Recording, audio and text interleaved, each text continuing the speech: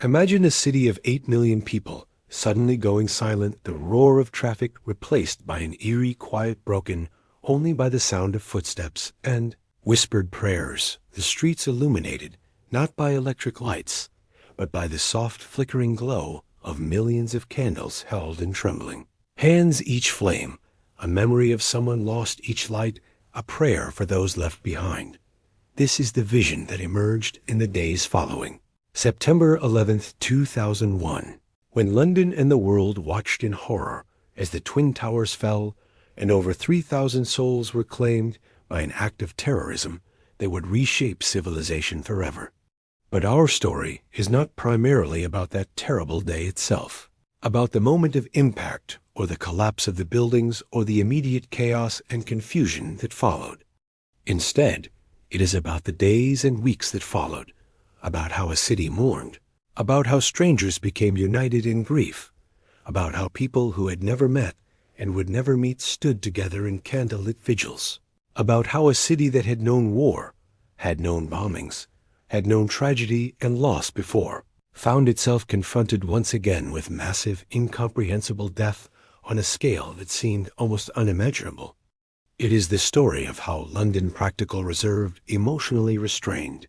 London allowed itself to feel deeply and publicly in ways that were not typical of the British character. How ordinary people created extraordinary rituals of remembrance.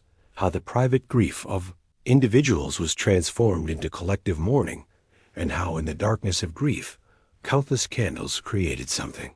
Approaching light, something approaching hope, something approaching the possibility of moving forward. Before we continue, if you'd like to join me for more stories like this, feel free to subscribe. I share a new one every day. And if you don't mind, leave a comment and tell me where you're listening from and what time it is for you right now. I love seeing how far these stories travel. To understand the impact that September 11th had on London, we must first understand the London that existed before that terrible day. The London of September 10th, 2001, a city that seemed to embody the best of what modern civilization could achieve. London in the early years of the 21st century was a city that seemed to embody the best of human achievement, a place where history and modernity existed in constant dialogue and sometimes in productive tension. It was the capital of the United Kingdom, one of the world's great cities, a center of finance, culture, art, history, and learning. The city had a population of over 8 million people within its boundaries, with millions more in the surrounding metropolitan area.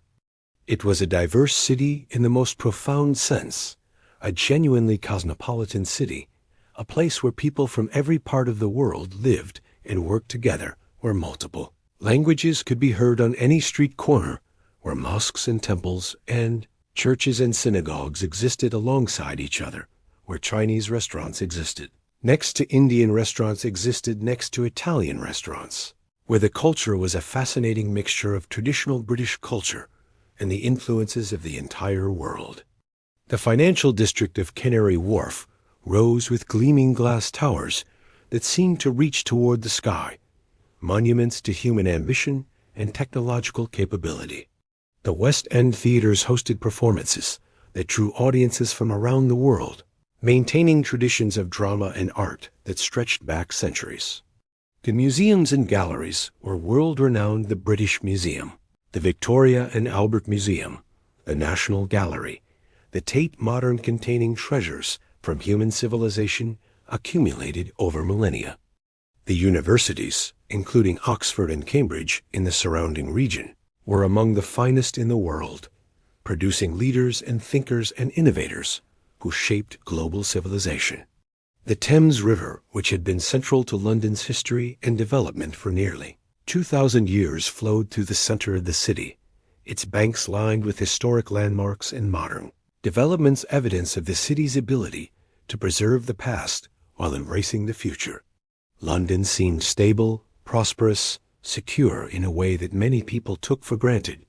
There was confidence that the future would be broadly similar to the present, that life would continue much as it had been continuing, that the routines and patterns that governed everyday life would persist. People went to work in their offices. Children went to school.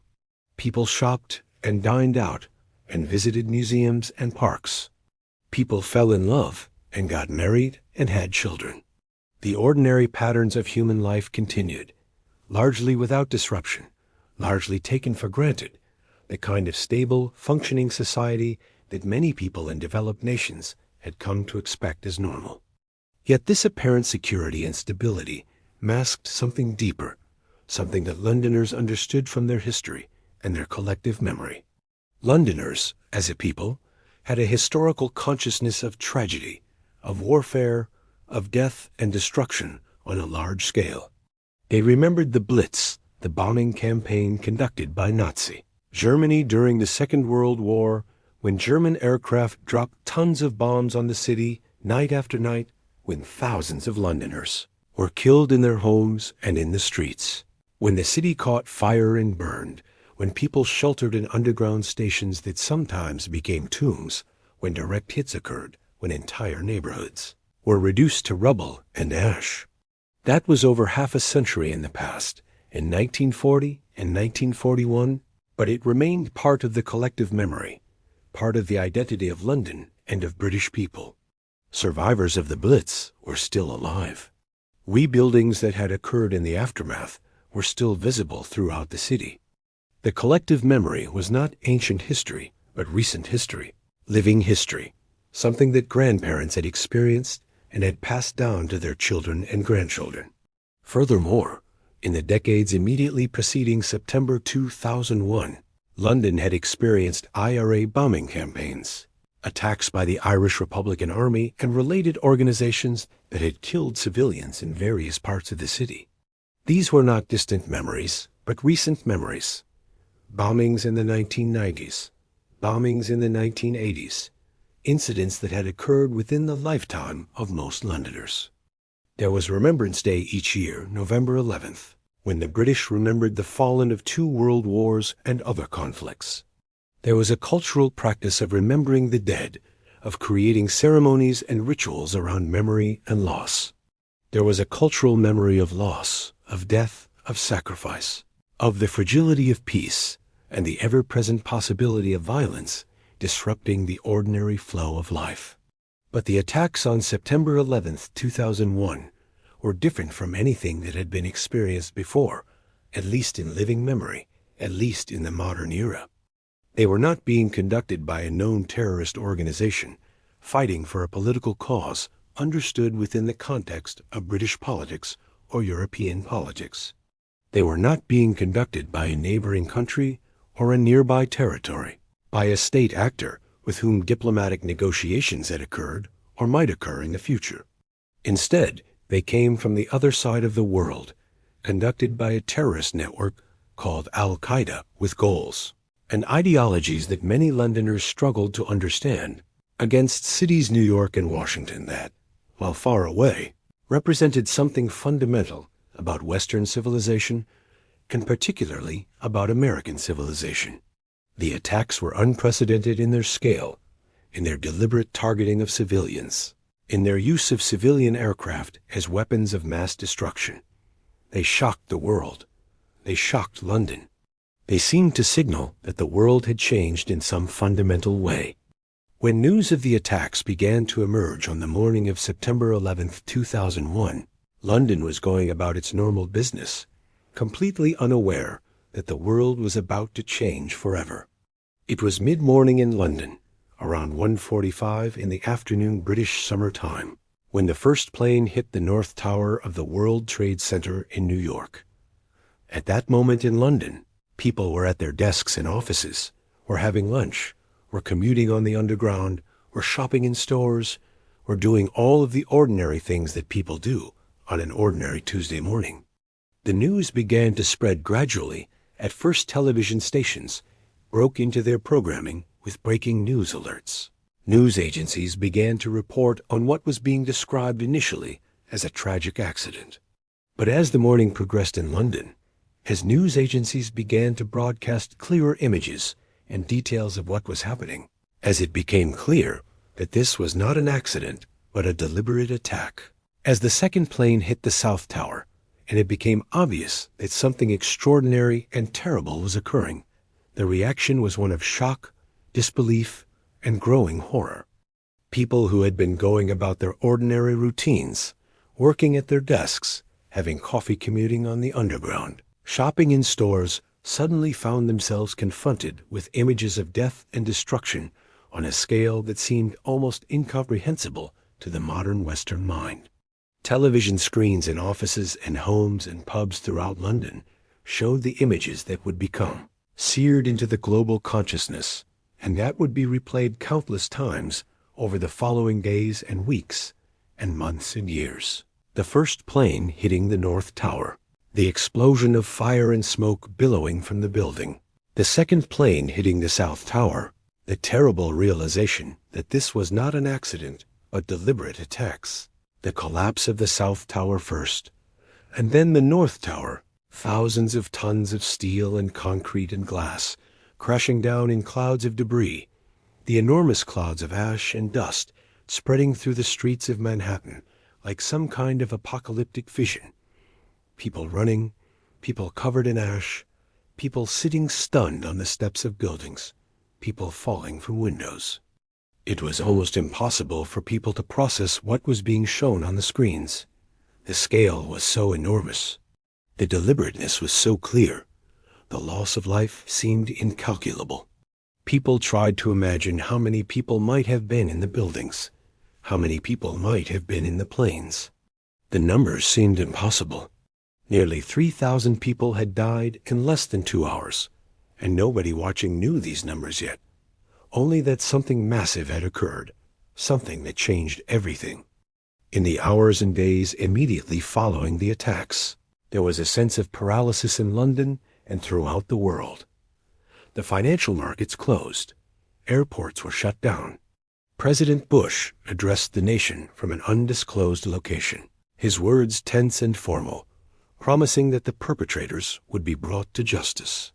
Prime Minister Tony Blair made statements condemning the attacks and pledging solidarity with the United States, speaking of the attacks as attacks not just on America, but on civilization itself. There was discussion of whether this was the opening salvo of some larger conflict, whether there would be further attacks, whether other major cities might be targeted. There was fear, there was uncertainty, there was shock. The world seemed to have shifted on its axis, and nobody was quite sure what would happen next or what the appropriate response should be. Some people feared that there might be further attacks immediately. Some people worried about what retaliation might follow. Some people felt almost paralyzed by the enormity of what had happened and the uncertainty about what it meant. But as the days progressed after the initial shock, another reaction began to emerge alongside the shock and fear and uncertainty. People began to want to do something, to express their grief and solidarity, to create some kind of ritual or ceremony or gathering that would honor the dead and express their feelings in a time of crisis and sorrow.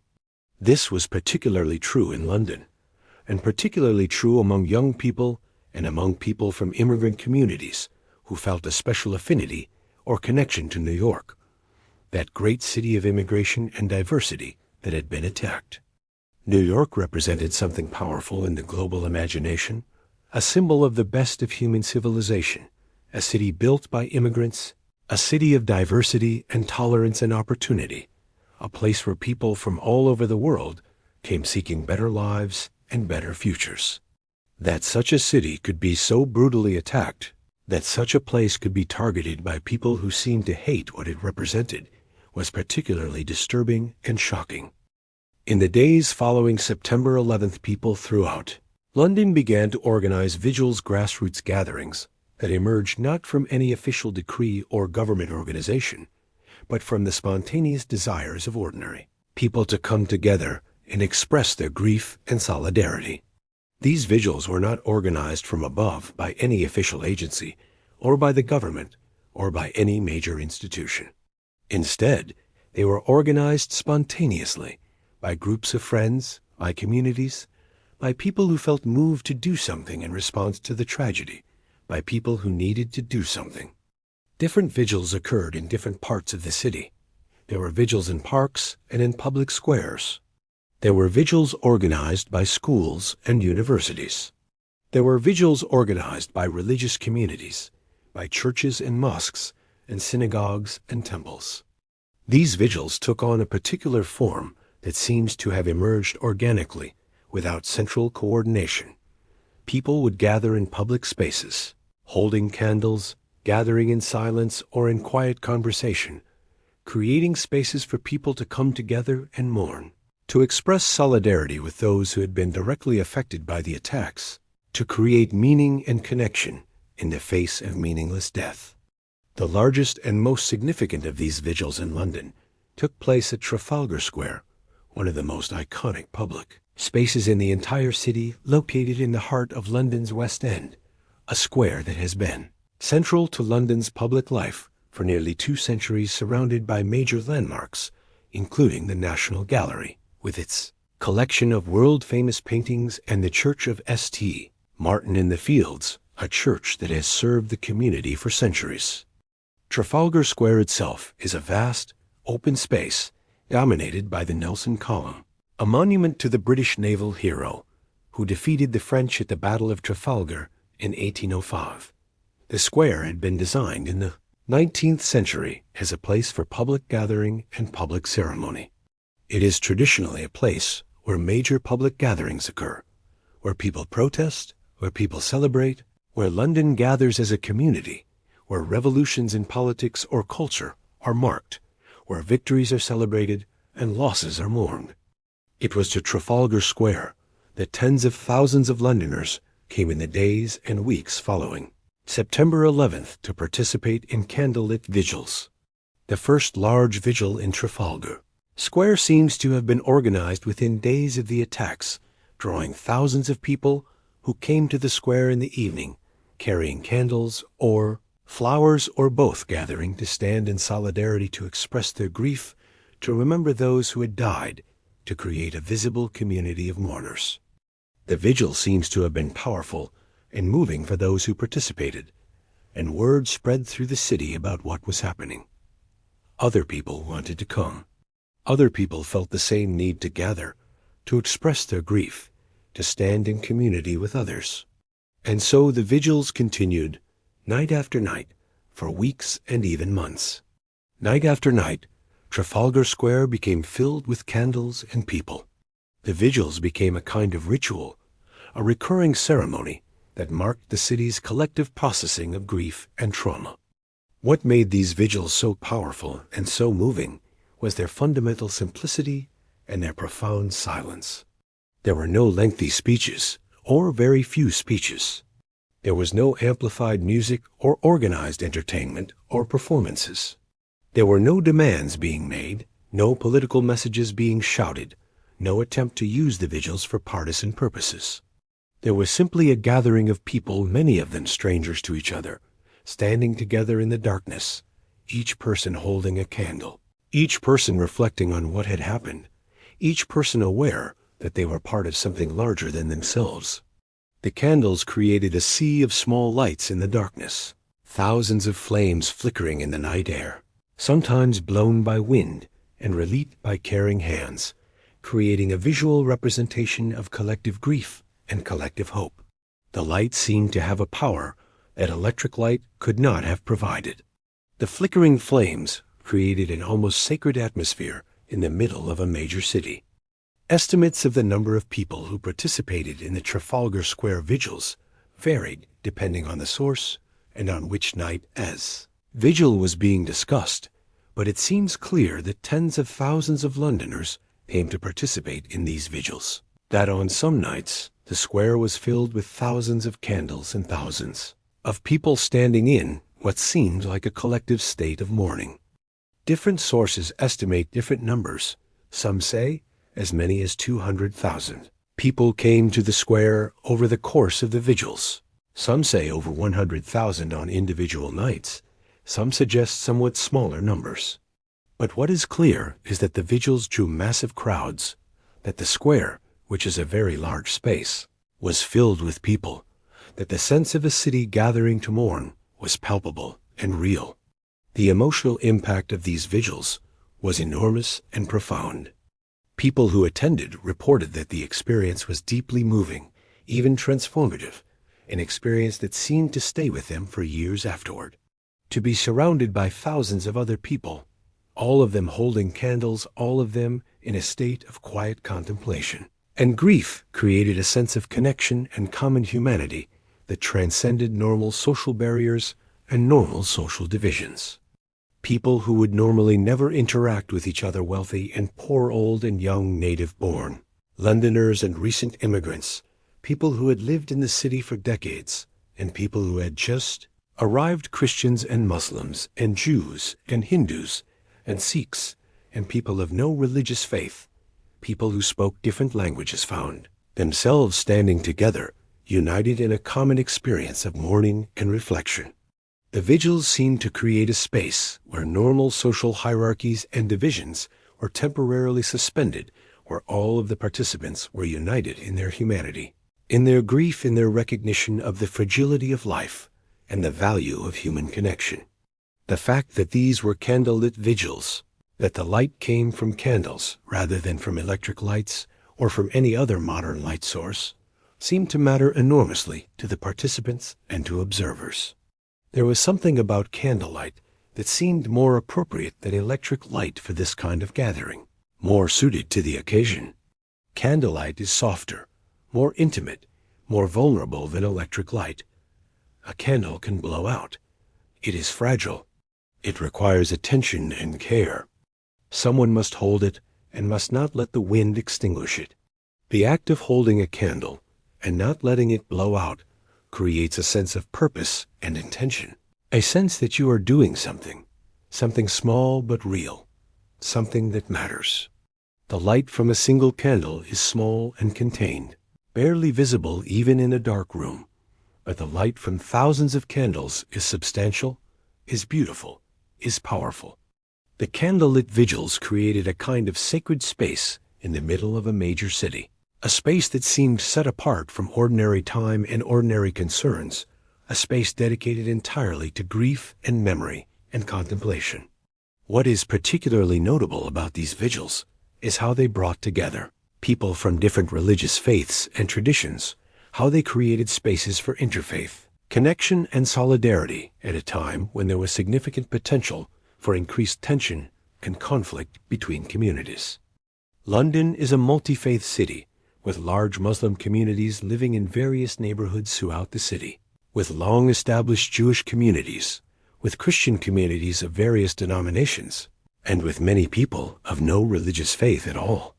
In the aftermath of September 11th, when the attacks had been committed by Islamic extremist terrorists, when media coverage was dominated by discussions of Islam and terrorism, when there was real danger of backlash against Muslim communities, when many Muslims feared that they would be blamed for the actions of a tiny extremist minority, these candlelit vigils became important spaces where people of different faiths could come together and express their common humanity and their common grief. Muslims came to the vigils to mourn with Christians and Jews and Hindus and others. People from Christian backgrounds came to stand in solidarity with their Muslim neighbors and friends. Jewish leaders made public statements condemning the attacks and expressing solidarity with their Muslim neighbors, affirming that the attacks had been condemned by the vast majority of Muslims, that extremism did not represent Islam anymore, that it represented Christianity or Judaism or any other faith. The vigils became spaces where interfaith dialogue and connection could occur, at least partially, at least for a moment, where people could stand together and affirm that despite religious differences, they shared fundamental values of compassion and human connection. Beyond Trafalgar Square, candlelit vigils and memorial gatherings occurred throughout London and throughout the entire United Kingdom. Churches held special services, often with music and prayers, with readings and reflections, creating sacred spaces for mourning and contemplation. Mosques and temples and synagogues held similar services and gatherings, creating safe spaces for people of faith to process their grief through their religious traditions. Parks and public spaces throughout the city saw spontaneous gatherings of people holding candles, people who felt moved to gather together and express their grief. Universities held vigils, sometimes with thousands of students gathering together, students who were far from home and who needed the connection that such gatherings provided. Schools held memorials, helping young people to process the trauma and the incomprehensibility of what had happened. The entire city seemed to be engaged in a process of collective mourning, seemed to be working through the shock and grief through these spontaneous rituals and gatherings. One particularly poignant aspect of the vigils was the gradual creation of specific memorials to individual people who had died in the attacks. As more information emerged about the people who had been killed in the attacks, and indeed nearly 3,000 people had died either in the plains or in the towers, people in London found themselves learning the names and the stories of specific individuals who had perished. Many of the people who died in the attacks had some connection to London or the United Kingdom. Some were British citizens living or working in New York, expatriates who had moved to America seeking opportunities and had died there. Others were citizens of other countries who happened to be in the towers on that day or in the planes that struck them. People from over 90 countries died in the attacks. London felt the loss personally and directly because the city had connections to many of the dead. As information emerged about specific individuals who had died, their names, their ages, their occupations, their families, the ways they had died, Londoners found themselves mourning people they had never known but felt connected to through these stories, through photographs, through the knowledge of how they had died, through the realization that these dead people had been ordinary, human beings just like themselves, people with families and hopes and dreams. The months following September 11th saw an intensification of these memorial efforts, saw the creation of more formal and more lasting memorials in addition to the spontaneous vigils and gatherings. November 2001, 2 months after the attacks, was a particularly significant time because Remembrance Day on November 11th approached. Remembrance Day is a highly significant and important occasion in Britain and throughout the Commonwealth, a day when the nation remembers the fallen of the 2 world wars and of other military conflicts. A day with deep historical significance, a day when people wear poppies, when ceremonies are held, when the dead are honored and remembered. The combination of Remembrance Day with the fresh grief of September 11th created an atmosphere of intense collective mourning. The annual Remembrance Day ceremony at the Cenotaph in Whitehall, a monument dedicated to the unknown, soldier a site that has been central to British commemoration of the war dead for nearly a century, took on particular significance that year. The monument was surrounded by wreaths and flowers and candles, more tributes and more flowers than usual. Hundreds of thousands of people attended the ceremony, perhaps more than usual given the recent attacks. The Queen attended, as she always does, as did members of the government and various dignitaries and military officers. The ceremony included the traditional 2 minutes of silence, a traditional and powerful British way of honoring the dead, a moment when the entire nation seems to stop and remember. But the Remembrance Day ceremony in 2001 seemed to carry extra weight, extra emotion, extra significance compared to previous years, as Londoners mourned not only the fallen of past wars, the soldiers who had died in the trenches of World War I, the civilians and soldiers who had died in World War II, the various conflicts since then, but also the victims of the recent terrorist attacks on New York and Washington. The 2 minutes of silence seemed longer that year. The emotion seemed deeper. There seemed to be a heightened awareness of the cost of violence, of the fragility of peace, of how quickly and how terribly things could change. The Remembrance Day ceremony, which had previously been primarily about commemorating past wars, now seemed to encompass the fresh trauma of recent violence. The metaphor of the candle became particularly powerful and particularly important in the aftermath of September 11th, seemed to resonate on multiple levels with how people understood the tragedy and how they wanted to respond to it.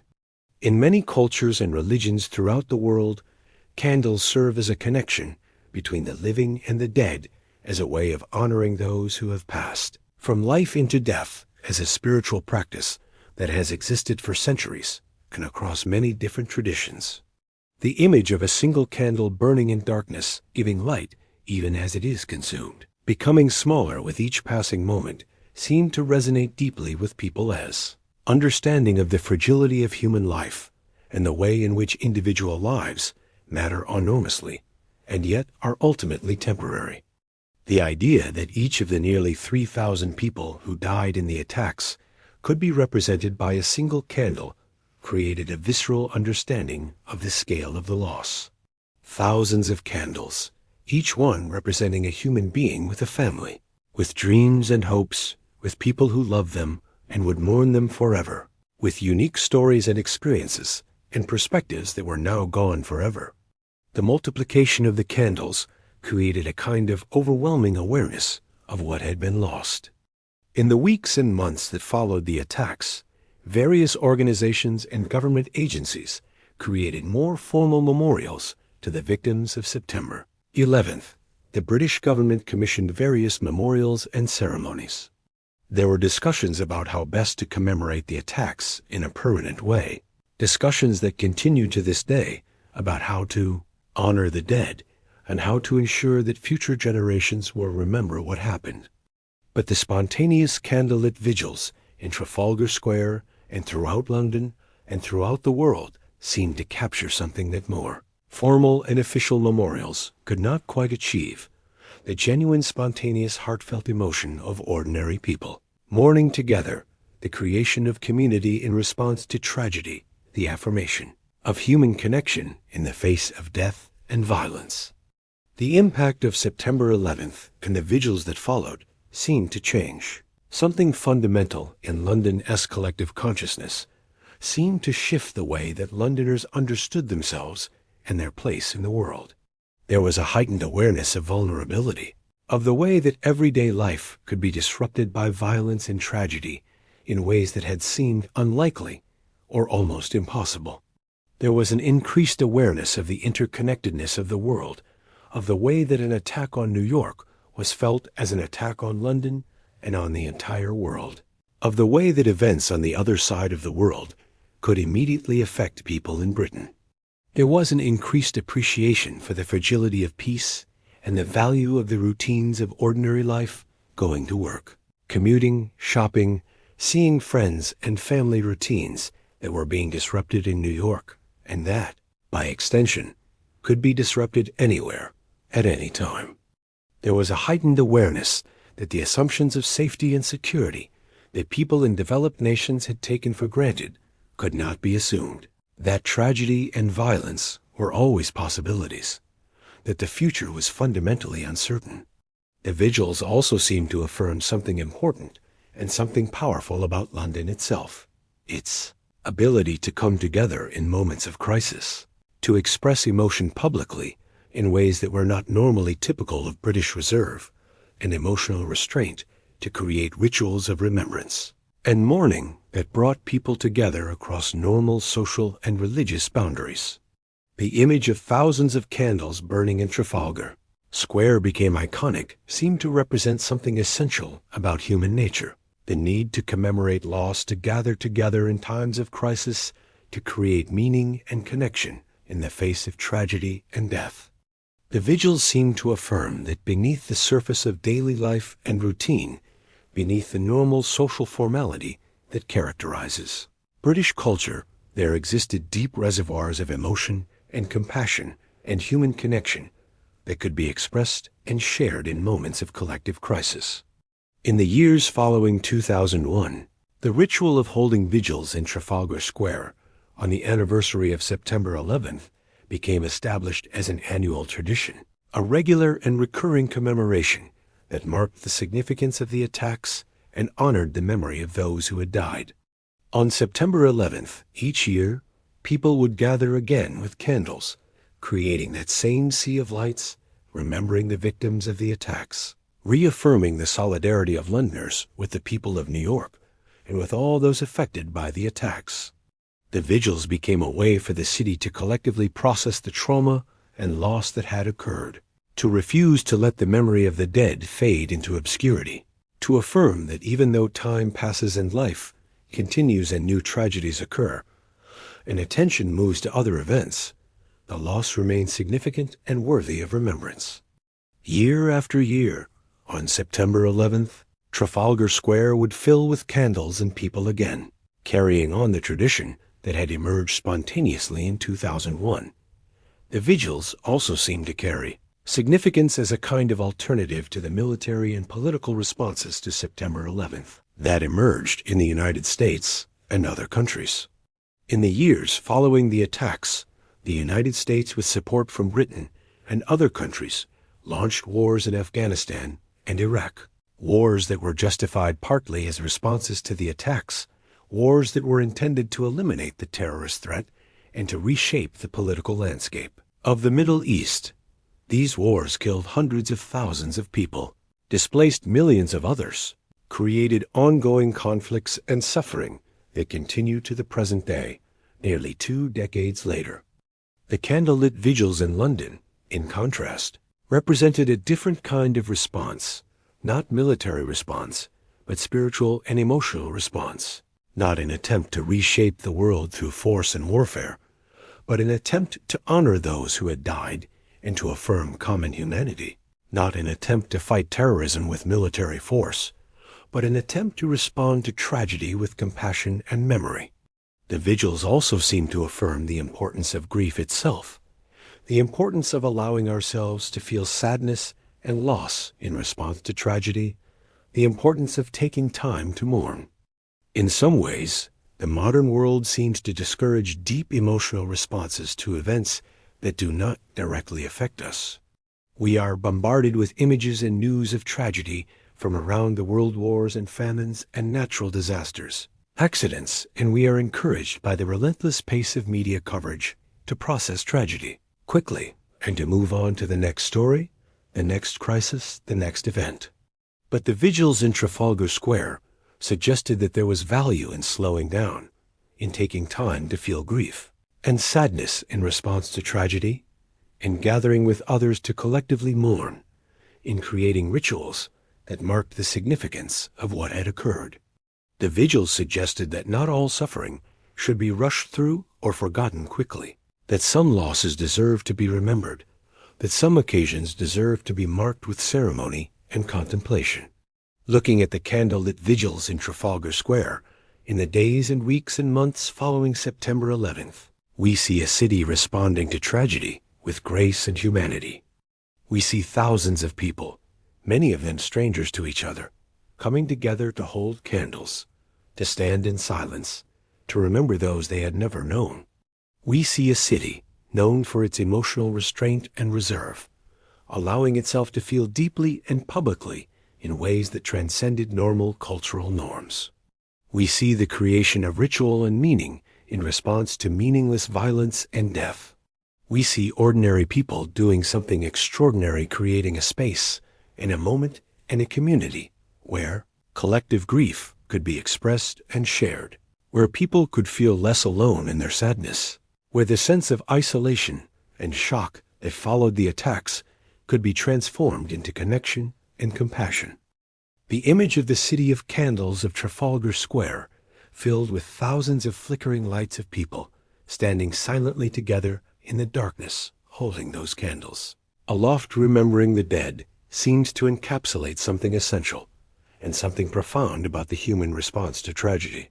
It suggests that in our darkest moments, when confronted with death and violence on a massive scale, when confronted with the seeming senselessness and meaninglessness of it all, we do not retreat into despair or into hatred or into a desire for revenge. Instead, we reach out to each other. We create light in the darkness. We gather together. We remember. We affirm our common humanity. We continue not as if nothing has happened, not pretending that things have returned to normal, but as people who have been changed by tragedy, who have been marked by loss. People who carry that loss forward, but who are committed nonetheless to continuing to create meaning and connection despite the forces that would tear us apart. The candles burning in Trafalgar Square seemed to represent not just memory of the dead, not just grief for those who had been lost, but also a kind of hope that despite everything, despite the evidence that the world contains terrible cruelty and violence, people will continue to gather together, to create light in darkness, to mourn together, to affirm values of compassion and connection. The vigils in Trafalgar Square in 2001 and in subsequent years became part of London's identity, part of how the city understood itself and its relationship to the world. They became part of how the city grieved and how it healed.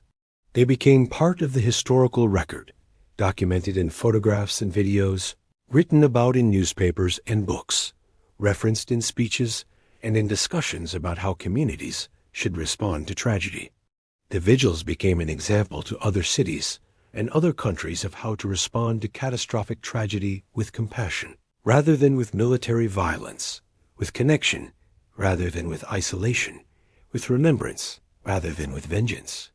The vigils also raised important and profound questions about memory, about how cities and nations commemorate tragedy, about the relationship between individual and collective grief, about the role of ritual in human life. Why do people feel the need to gather together to mourn? Why is it important to create public spaces for grief, to make private sorrow into something public and collective? How does a city move forward after experiencing a massive trauma? How does a community heal from shock and loss? These questions were not just abstract philosophical questions. They were lived questions that Londoners were grappling with in the aftermath of the attacks, questions that they were answering through their actions, through their decisions to gather together, through the creation of the candlelit vigils. One thing that seemed clear to everyone who participated in or witnessed the vigils was that the scale and nature of the tragedy demanded some kind of response that went beyond the individual and private. When one person dies, their family and close friends and immediate community mourn. They feel the loss acutely and personally.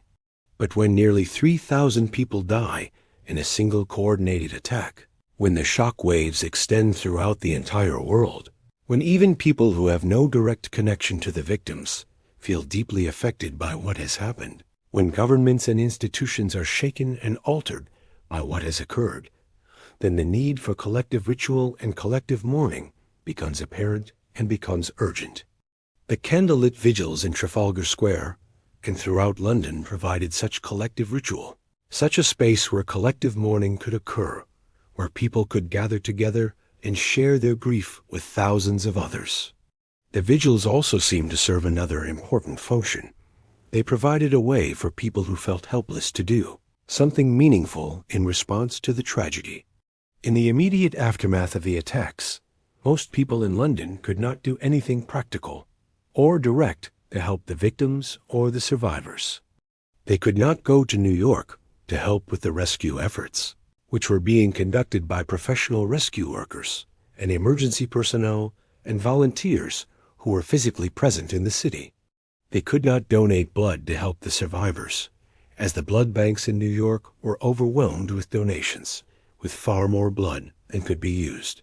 They could not provide housing or services to the survivors. They wanted to help.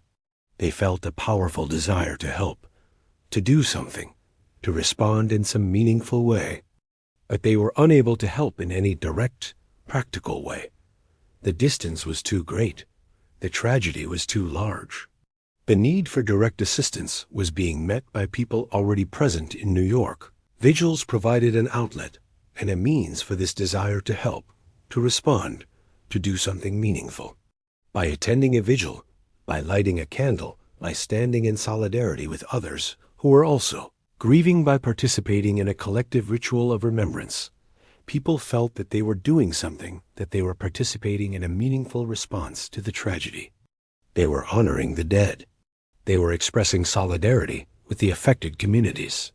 They were affirming human values in the face of an attack that had seemed to represent the worst of human nature.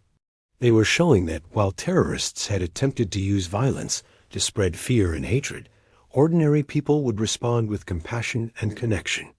In this way, The vigils served a kind of therapeutic function for the participants, allowing them to process their own grief and shock and disorientation, allowing them to feel that they were part of a community that was responding meaningfully to tragedy rather than feeling isolated and helpless.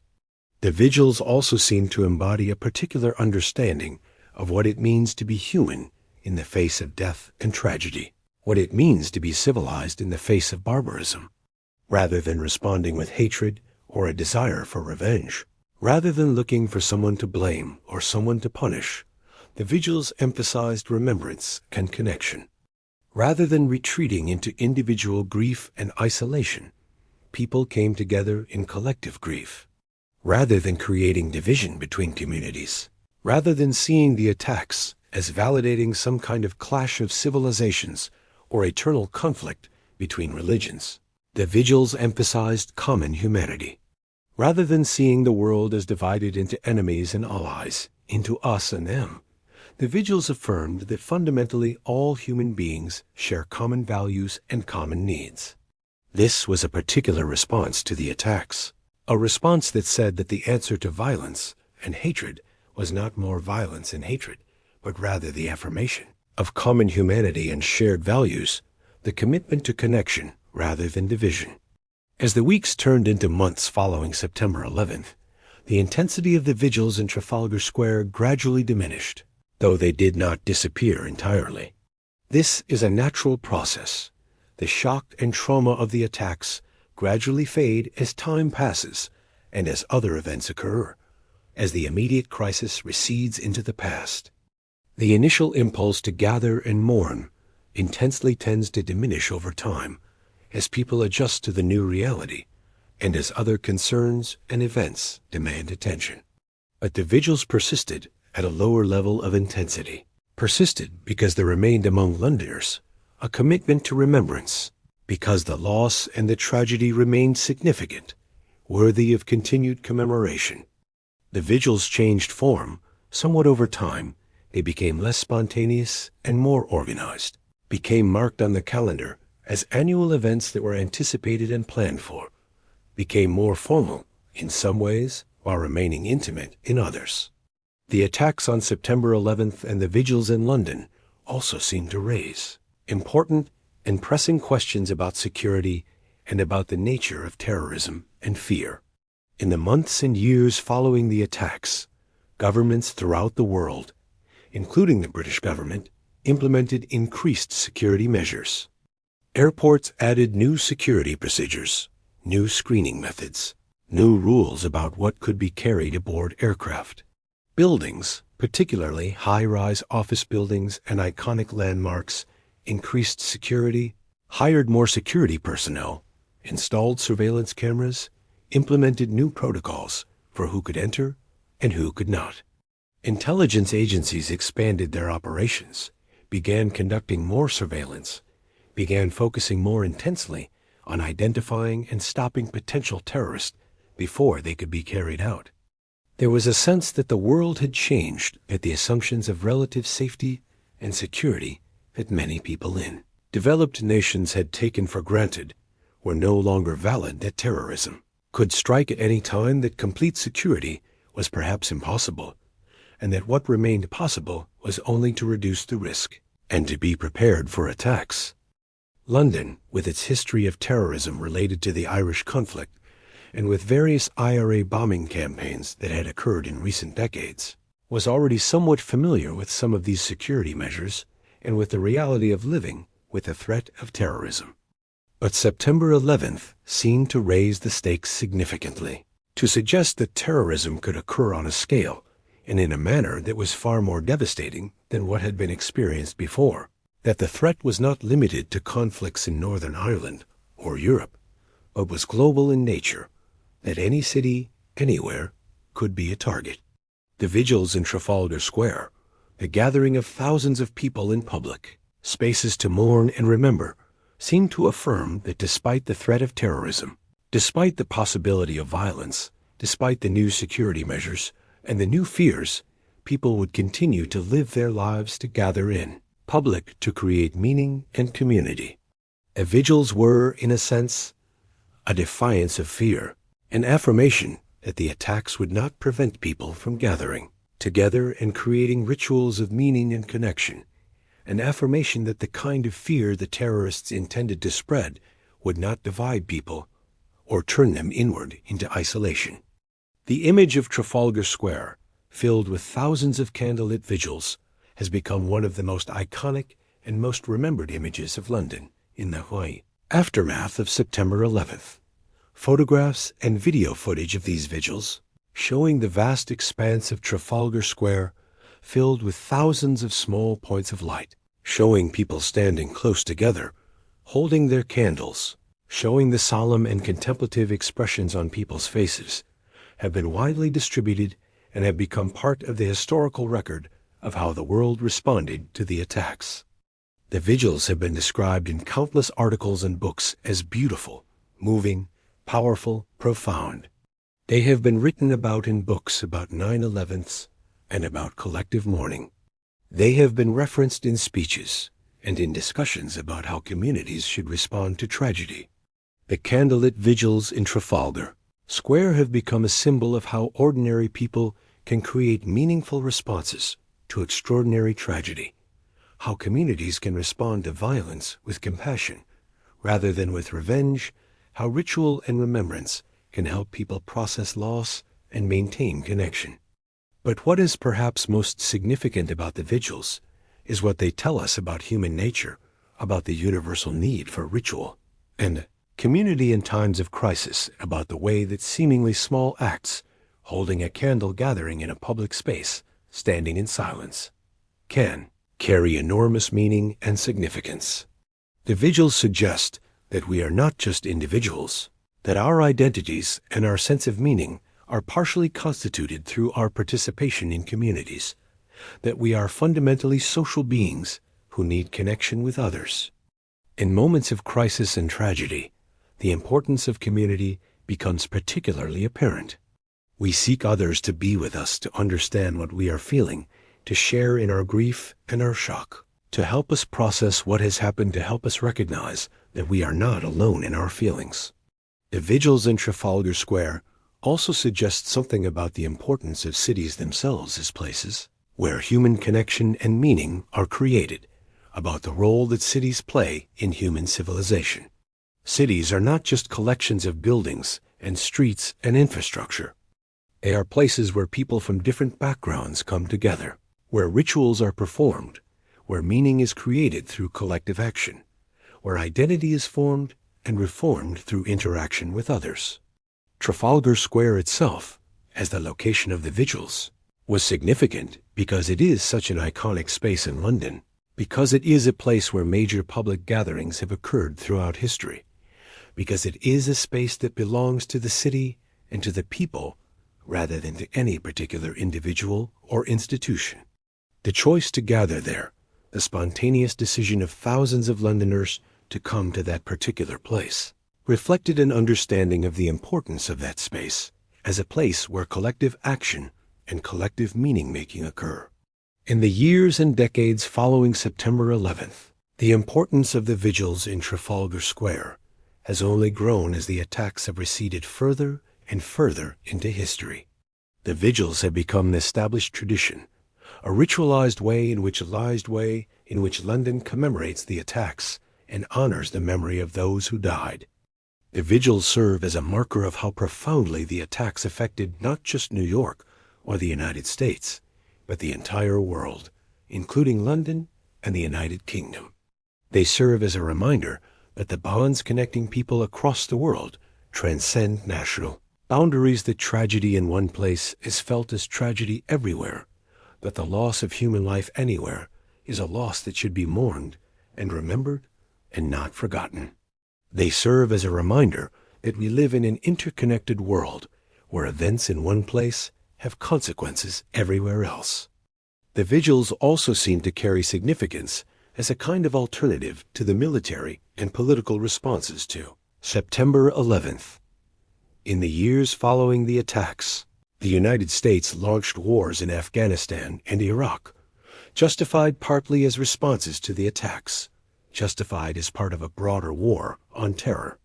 These wars killed hundreds of thousands of people, Iraqi civilians, Afghan civilians, American soldiers, British soldiers, and soldiers from other nations. They displaced millions of people, created refugee crises, disrupted entire societies, left ongoing conflicts and suffering that continue to the present day. The candlelit vigils in London, in contrast, represented a different kind of response, not military response, but spiritual and emotional response, not an attempt to reshape the world through force and warfare, but an attempt to honor those who had died and to affirm common humanity. Where military responses to terrorism involve violence and force and attempts to eliminate threats through warfare, the vigils involved gentleness and candles, and standing together in silence. Where military responses involve attack and destruction, the vigils involved remembrance and affirmation of life and connection. The vigils also seem to affirm the importance of grief itself, the importance of allowing ourselves to feel sadness and loss in response to tragedy, the importance of taking time to mourn rather than rushing forward. In some ways, the modern world, with its emphasis on productivity and efficiency and forward momentum, seems to discourage deep emotional responses to events that do not directly affect us. We are bombarded constantly with images and news of tragedy from around, the world wars and famines and natural disasters and accidents and violence of all kinds. We are encouraged by the relentless pace of media coverage and by the economic structure that demands constant productivity to process tragedy quickly and to move on to the next story, the next crisis, the next event demanding our attention. The news cycle moves relentlessly forward, and yesterday's tragedy becomes today's old news. But the vigils in Trafalgar Square suggested that there was value in slowing down, in taking time to feel grief and sadness in response to tragedy, in gathering with others to collectively mourn, in creating rituals that marked the significance of what had occurred. The vigils suggested that not all suffering should be rushed through or forgotten quickly, that some losses deserve to be remembered, that some occasions deserve to be marked with ceremony and contemplation rather than being allowed to disappear into the endless flow of news and events. The vigils also affirmed the importance of bearing witness to tragedy, of refusing to let tragedy be invisible or forgotten. By gathering together, by holding candles, by creating a visible, public, collective response to what had happened, Londoners were bearing witness to the attacks and to the loss of life. They were saying that what had happened mattered, that the people who had died mattered, that the world had been affected by what had occurred, and would not simply move forward as if nothing had happened. The act of bearing witness, of refusing to let tragedy disappear, of creating rituals of remembrance, is an important part of how communities process trauma and how they move forward. Looking at the candlelit vigils in Trafalgar Square in the days and weeks and months following September 11th, we see a city responding to tragedy with grace and humanity and compassion. We see thousands of people, many of them strangers to each other, many of them from different religious backgrounds and different cultural traditions, many of them with different experiences and different perspectives coming together to hold candles, to stand in silence together, to remember those they had never known and would never know. We see a city known for its emotional restraint and reserve, known for its stiff upper lip and its tendency to process emotions privately rather than publicly, allowing itself to feel deeply and publicly in ways that transcended normal cultural norms and social expectations. We see the creation of ritual and meaning in response to meaningless violence and death. We see ordinary people, people with ordinary jobs and ordinary lives and ordinary concerns, doing something extraordinary, creating a space and a moment and a community where collective grief could be expressed and shared, where people could feel less alone in their sadness and their shock, where the sense of isolation and disorientation that followed the attacks could be transformed into connection and compassion. The image of the city of candles of Trafalgar Square, filled with thousands of flickering lights of people standing silently together in the darkness, holding those candles. Aloft, remembering the dead seems to encapsulate something essential and something profound about the human response to tragedy. It suggests that in our darkest moments, when confronted with death and violence on a massive scale, when confronted with the seeming senselessness and meaninglessness of it all, when confronted with evidence of terrible cruelty and hatred, we do not retreat into despair or into hatred or into a desire for revenge and retaliation. Instead, we reach out to each other. We create light in the darkness. We gather together. We remember. We affirm our common humanity. We continue not as if nothing has happened, not pretending that things have returned to normal, or that the tragedy did not matter, but as people who have been changed by tragedy, who have been marked by loss, people who carry that loss forward with them, but who are committed, nonetheless, to continuing to create meaning and connection, despite the forces that would tear us apart, despite the violence and hatred that exists in the world. The candles burning in Trafalgar Square seemed to represent not just memory of the dead, not just grief for those who had been lost, not just acknowledgement of what had occurred, but also a kind of hope, an affirmation hope that despite everything, despite the evidence that the world contains terrible cruelty and violence, despite the attacks and the deaths and the suffering, people will continue to gather together, to create light in darkness, to mourn together, to affirm values of compassion and connection, to reach across barriers of religion and culture and nationality, to create community with others. This is the story of London's response to September 11th, the story of a city in mourning, a city of candles, a city that showed the world how to respond to tragedy with grace and humanity. It is a story about how ordinary people can create extraordinary responses to extraordinary circumstances, about how ritual and community are essential to human life and human healing, about how we are all connected to each other and to people around the world in ways that transcend distance and nationality and religion. The candlelit vigils in Trafalgar Square stand as a powerful monument to the resilience of human beings, to our capacity for compassion and connection, to our ability to respond to violence and hatred, not with more violence and hatred, but with light and remembrance and affirmation of common humanity. They stand as a reminder that even in the darkness of tragedy and loss, even when confronted with evidence of the worst of human nature, we have the capacity to respond with the best of human nature, with compassion, with connection, with the creation of community and meaning and light. The candles that burned in Trafalgar Square in 2001 and in subsequent years continue to burn in memory, continue to illuminate, continue to remind us of the importance of remembering, of gathering together, of affirming human connection in the face of all that would tear us apart.